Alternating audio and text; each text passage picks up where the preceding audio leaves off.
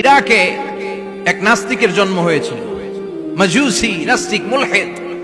সে বলে বেড়াচ্ছিল আমি স্রষ্টায় বিশ্বাস করি না, কারণ স্রষ্টা দেখা যায় না। ইরাকের লোকেরা বলল আমাদের একজন ইমাম আছে, নাম নু'মান ইবনে সাবিত। কি নাম?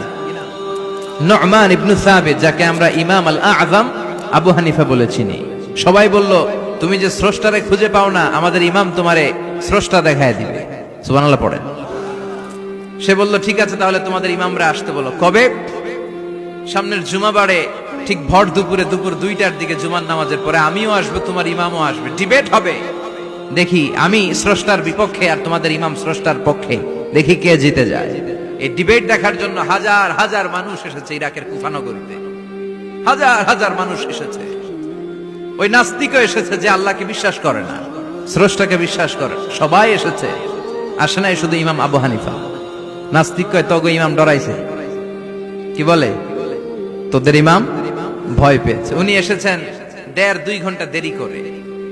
1.5 ঘন্টা দেরি করে যখন উনি আসলেন,